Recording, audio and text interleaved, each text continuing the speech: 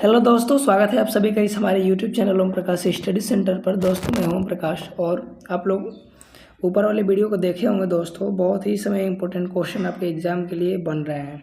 तो देखिए दोस्तों, अब तो आप लोग जानते होंगे कि 10वीं लेवल का हो गया, तो हम लोग 10 क्लास का ही देखने वाले हैं दोस्तों। और देखिए यहाँ पे दिया है वास्को डी गामा 1498 में आया। दोस्तों कहाँ आया था सबसे पहले? तो दोस्तों 17 मई 1498 को जो है वास्को डी गामा वो केरल के कालीकट बंदरगाह पे आया था, यानी ऑप्शन नंबर जो है वो बी राइट आंसर होगा। और वहाँ के जो स्थानीय शासक थे जामोरिन, वहीं उसका स्वागत किए थे। ठीक है, याद रखिएगा, इंपॉर्टेंट क्वेश्चन है। अगला प्रश्न की ओर बढ़ते हैं। अगला प्रश्न है दोस्तों, जामोरिन कहाँ का राजा था? देखिए जामोरिन के बारे में बात की जाए तो जस्ट अभी ऊपर ही बताया हूँ कि ये केरल के कालीकट का राजा था दोस्तों। वहाँ के स्थानीय शासक को हम लोग जामोरिन बोलते थे उस समय। कब?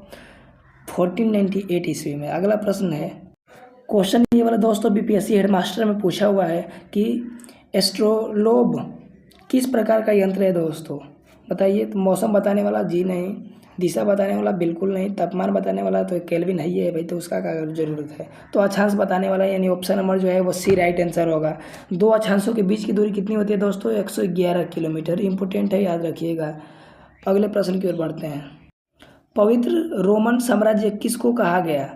देखिए जो है ये भी इम्पोर्टेंट क्वेश्चन है। तो दोस्तों कैरोलिगियन समाज को कहा गया था, साम्राज्य को कहा गया था, यानी ऑप्शन नंबर जो है वो ए राइट आंसर होगा। अगला प्रश्न है, वास्को डी गामा कहाँ का यात्री था? देखिए वास्को डी गामा जो है दोस्तों ये केरल के वो जो है वो पुर्तगाली यात्री था, यानी ऑप्शन नंबर जो है वो बी राइट आंसर होगा। भारत में सबसे पहले कौन आए थे दोस्तों? पुर्तगाली ही आए थे 1498 ईस्वी में, 1948 में। ठीक है, याद रखिएगा। अगला प्रश्न है दोस्तों, अमेरिका की खोज 1492 ईस्वी में किसके द्वारा किया गया? तो ये किसके द्वारा किया गया दोस्तों? तो देखिए 1492 ईस्वी में कोलंबस द्वारा अमेरिका की खोज की गई थी दोस्तों, यानी ऑप्शन नंबर जो है वो बी राइट आंसर होगा। ठीक है, वास्को डी गामा भारत के जो है दक्षिण जो है पुर्तगाल से भारत के समुद्री मार्ग की खोज किए थे दोस्तों। भारत आने में किस भारतीय व्यापारी ने वास्को डी गामा की मदद की? देखिए दोस्तों इसके बारे में बात करिए तो देखिए मैं आपको बताते चलो इसके बारे में। दोस्तों बात है 8 जुलाई 1497 को वास्को डी गामा जो है 4 जहाज़ों और 170 नाविकों को लेकर पुर्तगाल से निकला, जो कि लिस्बन शहर से निकला दोस्तों, और समुद्री सफ़र पर निकला था।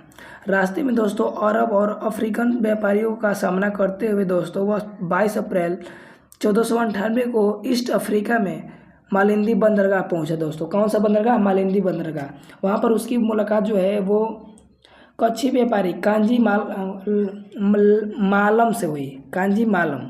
देखिए दोस्तों, लेकिन अब्दुल मजीद दिया तो यही होगा, ऑप्शन नंबर ए। लेकिन अगर ऑप्शन में कांजी मालम भी दिया होगा तो वही होगा। ठीक है, तो वहीं जो है इसका दोस्तों मदद किया था। और ये कहाँ का था दोस्तों? पथ प्रदर्शक गुजरात का। कहाँ था? गुजरात।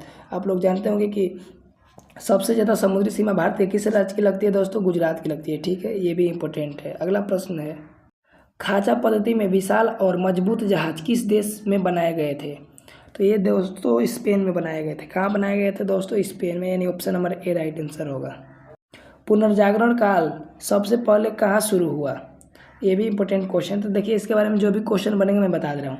पुनर्जागरण काल सबसे पहले इटली में शुरू हुआ था। इस तरह इस प्रश्न का ऑप्शन नंबर जो है वो सी राइट आंसर होगा।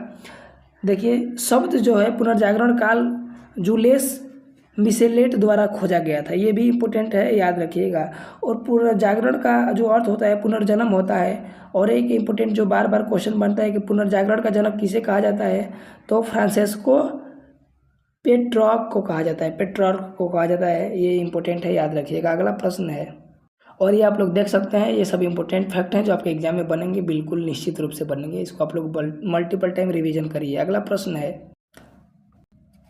कुस्तुनतुनिया का पतन किस वर्ष हुआ? तो इसका जो है वो मई 1453 में हुआ था, यानी option number B right answer होगा। और दोस्तों आप लोग बताइए कि अब सिर्फ 21 दिन, कितने दिन? 21 दिन बस आपके एग्जाम में बचे हैं। तो जब हम तैयार और आप तैयार तो बीच में रोक देगा कौन स्टार? बिल्कुल आप लोग को एक सीट कन्फर्म करना है, बिल्कुल एक सीट। तो इसके लिए आप लोग तैयार हो जाइए और बिल्कुल मन लगा के पढ़ाई करिए। और कट ऑफ जो है बिल्कुल 60 से लेकर और 65 से अधिक जाने वाला है नहीं, जनरल का मैं बोल रहा हूँ। तो बस इतना ही कट ऑफ रहेगा, बिल्कुल आप लोग क्वालिफाई कर जाइएगा। तो घबराने की बात नहीं है। बट हाँ, एक बात और ध्यान रख लीजिए कि मन लगा के जो करेगा तैयारी उसी का होगा पलड़ा भारी। तो आप लोग भारी पलड़ा कीजिए और बिल्कुल आप लोग क्वालिफाई करिएगा। मुझे आशा नहीं बल्कि पूरा विश्वास है। अब तो 9th लेवल का हो गया है, तो आप लोग को तो ये तो करना ही होगा भाई, इसके अलावा कोई ऑप्शन नहीं है। तो आप लोग बिल्कुल करिए, खूब मन लगा के करिए, और चारों तरफ से जो है क्या करना है आप लोग को, रिवीजन इतना करना है ना कि रिवीजन को भी डर लगने लगे आप सबसे कि भाई ये क्या कर रहा है बंदा। ठीक है, बहुत बहुत धन्यवाद।